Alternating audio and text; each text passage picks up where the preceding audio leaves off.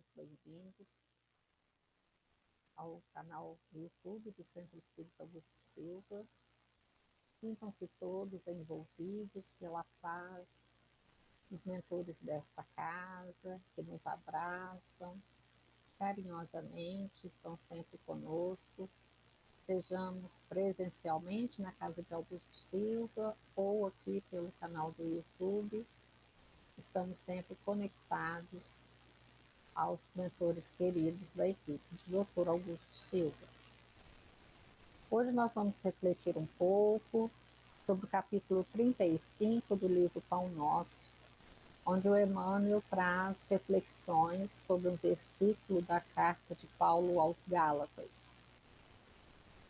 Mas, para começar as nossas reflexões, nós vamos tentar contextualizar um pouco, entender um pouco esta carta de Paulo. Segundo alguns estudiosos, esta carta teria sido escrita após um grande período que Paulo esteve em Éfeso. Nela, ele faz uma súplica acentuada e apaixonada sobre as necessidades dos cristãos de se manterem fiéis ao Evangelho e dele não se desviarem, pois havia um grande movimento judeu para que fossem impostos aos seguidores do Evangelho costumes e tradições que eles já traziam há muito tempo, como, por exemplo, a circuncisão. Paulo, então, vem defender o seu apostolado, que estava sendo colocado em jogo, visto que ele não teria conhecido pessoalmente o Cristo enquanto encarnado, e vem também defender a doutrina que ele pregava, reforçando sempre que o Evangelho é o mesmo, pregado por ele ou pelos primeiros apóstolos do Cristo, que na sua maioria eram judeus, visto que todos receberam do Mestre o convite para uma vida nova. Esta carta, então, teria se tornado uma espécie de manifesto da liberdade cristã, pois alguns judeus mais exaltados não aceitavam que essa crença fosse seguida por aqueles que não passassem pelos seus rituais, pelos seus dogmas. Eles eram apegados a esses costumes puramente materiais, de hábitos culturais, mas que para eles eram sagrados e mereciam toda a atenção por parte daqueles que seguiriam aí os caminhos religiosos. Mas o que seria mais importante? Viver de acordo com os ensinamentos de Jesus ou seguir com critérios exteriores, impondo condições para que os homens seguissem o Evangelho conforme os costumes antigos? Como deixar para trás o homem velho e dar lugar ao homem novo, estando preso a velhos dogmas e práticas ritualísticas? Essa é a reflexão que Paulo traz na sua carta. O mesmo Cristo que tocou o coração de Pedro para evangelizar os judeus, tocou também o coração de Paulo para evangelizar aqueles que seriam os gentios, os estrangeiros, aqueles que não eram judeus. Os dois refletiam sabiamente os ensinamentos de Jesus, mas havia entre eles algumas divergências a respeito desses costumes. Paulo vai levar esses ensinamentos aos povos que eram os gentios, e é assim, como eles não eram judeus, como obrigá-los a seguir os costumes e os rituais judaicos. O versículo escolhido por Emmanuel para as reflexões do capítulo 35 do livro Pão Nosso é o seguinte: porque aquele que operou eficazmente em Pedro para o apostolado da circuncisão, esse operou também em mim, com eficácia para os gentios. Está no capítulo 2, versículo 8 da carta de Pedro, da carta de Paulo, desculpe, aos Gálatas. Nas nossas pesquisas, nós achamos aqui uma segunda tradução mais moderna, que diria assim, que pelo poder de Deus fui feito apóstolo para anunciar o evangelho aos não-judeus, assim como Pedro foi feito apóstolo para anunciar o evangelho aos judeus.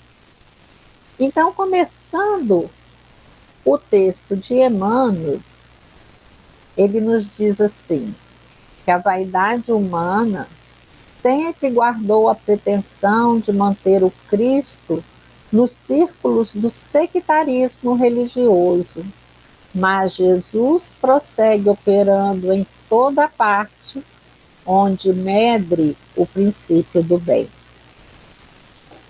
Infelizmente, até os dias de hoje, ainda vemos muito dessa vaidade humana, principalmente naqueles que são líderes de comunidades religiosas, que acham que esta ou aquela religião é a verdadeira, é a mais fiel seguidora dos ensinos de Jesus. Mas o que difere uma das outras se o Cristo foi o mesmo? Se seus ensinamentos são os mesmos? O que faz a grande diferença entre elas é a interpretação que se dá a esses ensinamentos e também os rituais e dogmas que algumas frentes religiosas seguem. Mas fica uma pergunta: qual seria a melhor religião? Podemos dizer que a melhor religião é aquela que torna melhor os seus seguidores, que faz com que aqueles que a escolhem busquem reflexões internas sérias e se corrijam segundo os ensinamentos de Jesus. Sabemos que existem vários níveis de evolução espiritual e cada segmento religioso vai encontrar adeptos conforme esses patamares evolutivos. Mas Jesus prossegue operando em toda parte, desde que medre, desde que se desenvolva o princípio do bem.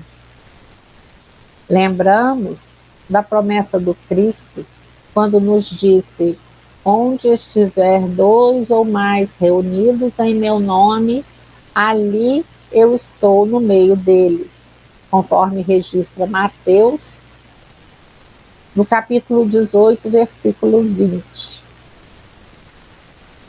Nossa vaidade é achar, né, que estamos acima deste ou daquele, pois estamos todos no mesmo caminho evolutivo, cada um na sua posição, cada um no seu tempo, e precisamos respeitar os limites de cada um. Precisamos respeitar as condições de entendimento de cada um, a começar por nós. Lembrando que se ora estamos ensinando, logo adiante estaremos aprendendo, em seguida ensinando novamente, em seguida aprendendo novamente. É assim que nós vamos seguindo, mas buscando sempre caminhar em frente. Jesus, enquanto encarnado na Terra, falava às multidões da mesma forma para todos. Cada coração que ouvia os ensinamentos do Cristo, cada um recebia a mesma dose de ensinamento. Porém, cada um assimilava de uma forma diferente o pensamento divino. Exatamente porque o nível de adiantamento espiritual de cada ser é diferente. Cada um está em um patamar evolutivo. Mas, na verdade, o maior problema será sempre a forma como cada um vê Jesus e propaga o seu evangelho. Emmanuel continua no livro Pão Nosso. Dentro de todas as linhas de evolução terrestre, entre santuários e academias, movimentam-se os adventícios inquietos, os falsos crentes e os fanáticos infelizes, que acendem a fogueira da opinião e sustentam-na. Entre eles, todavia, surgem os homens da fé viva, que se convertem nos sagrados veículos de Cristo operante. E fica para todos a grande pergunta: em qual dessas partes nós nos encontramos? Em qual dessas situações nós estamos incluídos? Porque há muitos séculos nós estamos buscando a verdade em variadas formas de interpretação dos ensinamentos evangélicos. E muitos, até hoje, não encontraram uma resposta satisfatória. Na Terra, como nós já falamos, existem várias linhas evolutivas. E dentro dessas posições, cada um está vivendo dentro das necessidades que precisa para progredir, trabalhando para este progresso. E como esse progresso acontece pouco a pouco, temos que voltar várias e várias vezes à matéria, porque a evolução não dá saltos. Não há como aprender tudo o que nós necessitamos de uma só vez, em uma só encarnação. Seria como nascer átomo e morrer arcanjo. Não existe essa condição. Podemos pensar, mas as leis divinas não estão todas gravadas na nossa consciência, como nos dizem os espíritos? Sim, mas não conseguimos assimilar tudo de uma vez, visto que o desenvolvimento intelectual também é gradual e ele vem antes do moral. Emmanuel cita os santuários, voltados à evolução moral, e as academias, voltados para a questão intelectual.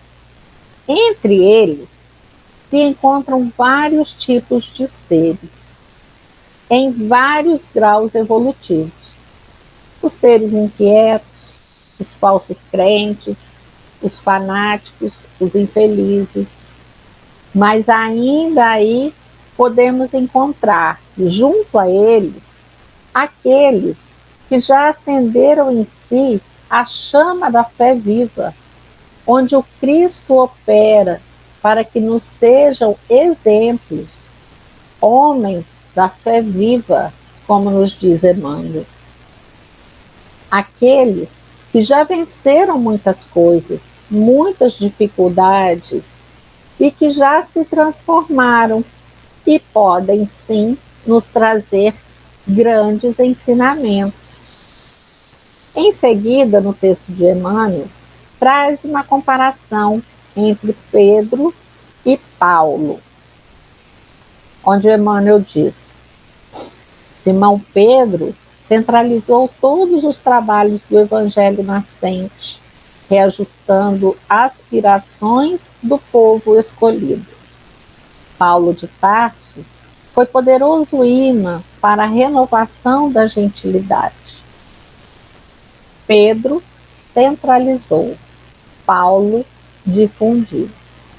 Pedro foi o grande escolhido do Mestre para edificar a sua igreja entre os judeus, como está registrado lá em Mateus 16, 18, as palavras de Jesus.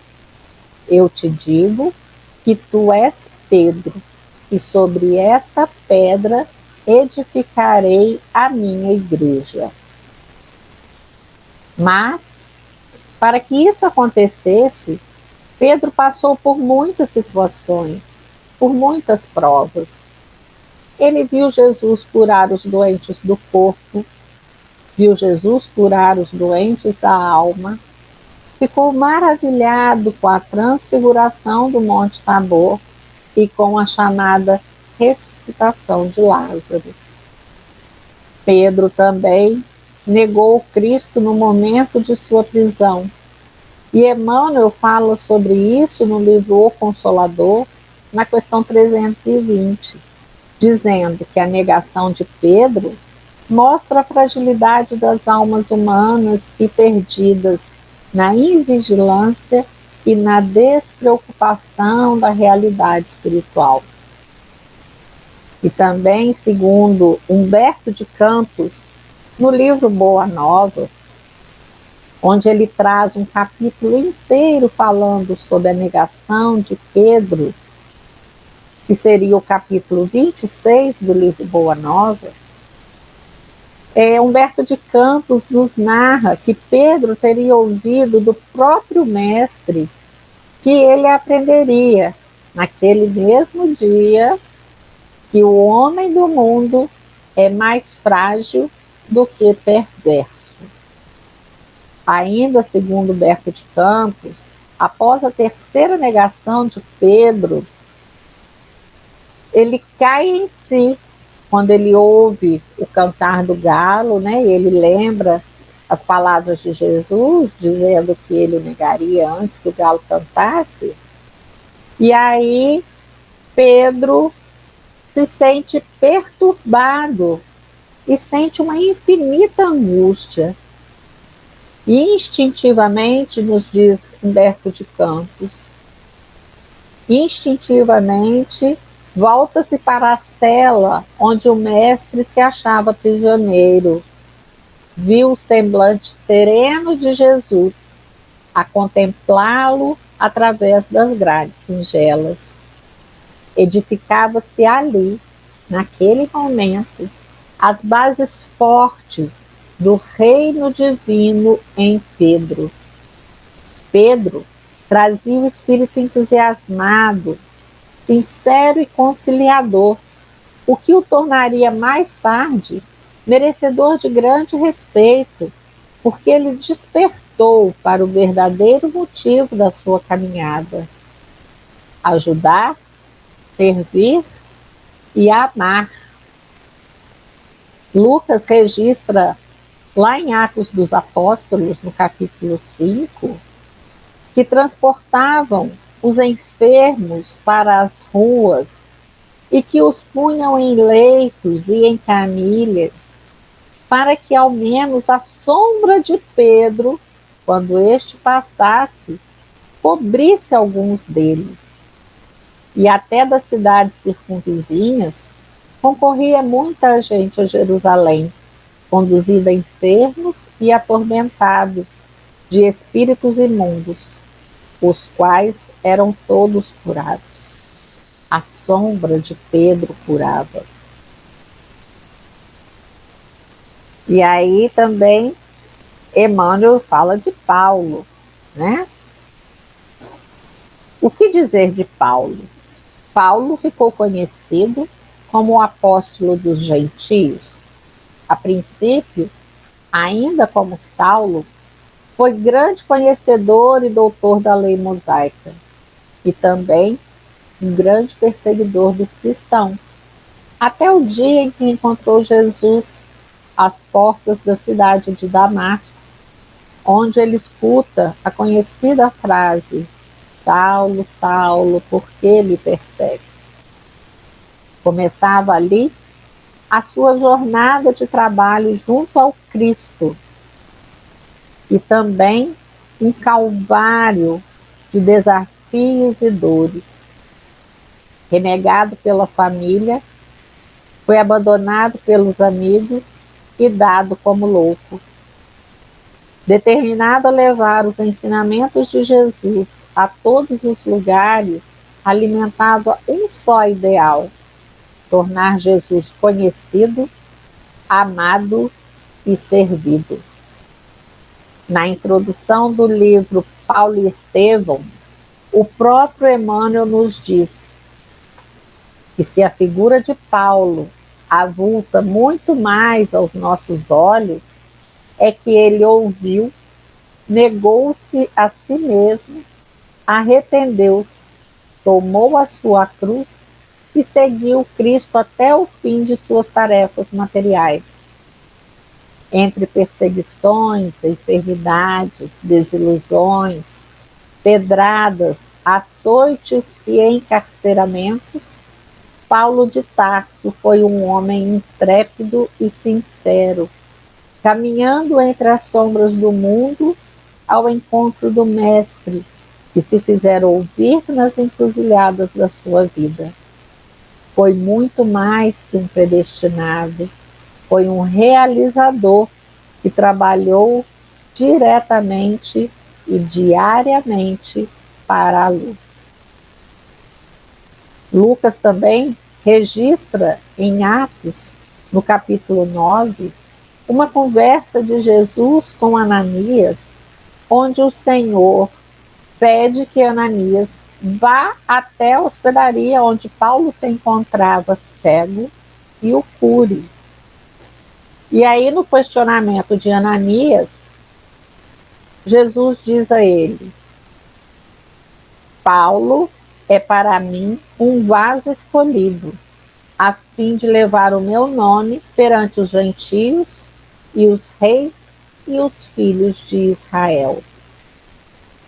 E aí, se a sombra de Pedro curava, segundo Atos dos Apóstolos, no capítulo 19, Lucas registra o seguinte: e Deus, pelas mãos de Paulo, fazia maravilhas extraordinárias, de sorte que até os lenços e aventais se levavam do seu corpo aos enfermos, e as enfermidades fugiam deles, e os espíritos malignos saíam. Através de ambos, de Pedro e de Paulo, expressava-se o mesmo Mestre, com um só objetivo: o aperfeiçoamento do homem para o reino divino, nos diz Emmanuel. Um reino que não vem com aparência exterior, conforme nos disse Jesus. Um reino que é um estado de alma, um sentimento de plenitude. Por isso, quando falamos em reino divino ou reino dos céus, precisamos lembrar que este reino deve ser edificado no íntimo de cada um. Essa conquista irá se refletir no exterior, na nossa exemplificação do bem e da verdade, quando bem consolidados, mas é uma construção íntima. É tempo de reconhecer-se à luz dessas verdades. Jesus permanece trabalhando e sua bondade infinita se revela em todos os setores em que o amor esteja erguido à conta de supremo ideal, diz Emmanuel. Não podemos achar que estamos desamparados. Jesus é o grande condutor das nossas vidas. É Ele que está no leme. E é assim que nós temos que senti-lo. Foi essa certeza que fez com que os seus apóstolos trabalhassem em favor da disseminação dos seus ensinamentos por todos os lugares, a todos os corações de boa vontade. Para muitos, ainda é muito difícil compreender essas verdades, visto que elas são conquistas da alma, e aqueles que estão muito apegados à matéria ainda não conseguem vislumbrar isso.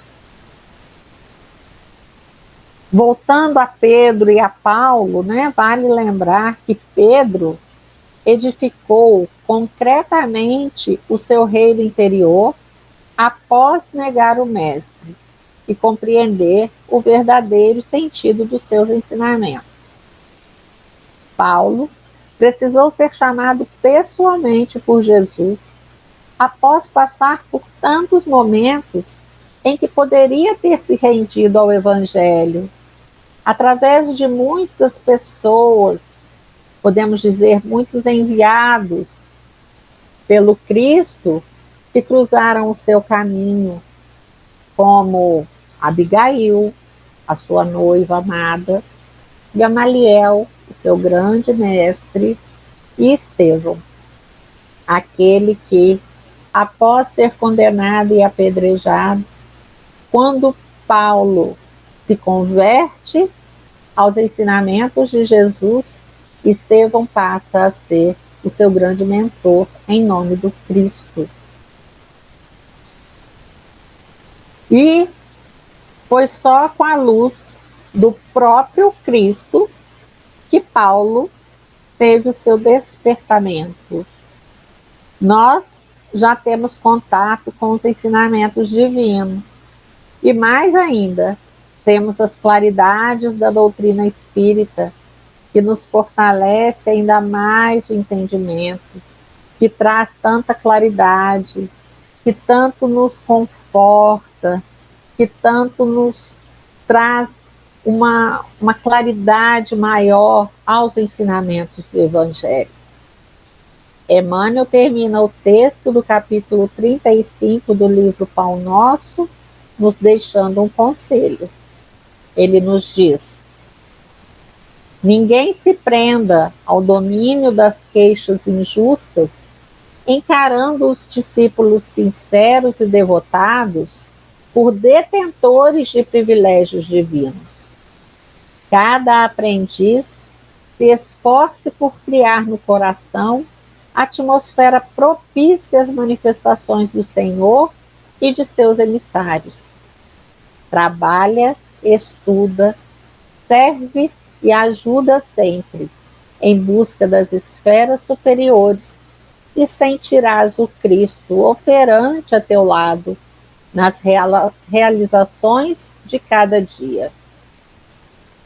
Que sigamos sempre confiantes na proteção e na presença de Jesus junto a nós, na busca e na construção incessante do reino de Deus, porque não existe privilégio, não existe privilegiados aos olhos de Jesus e principalmente aos olhos de Deus, nosso Pai.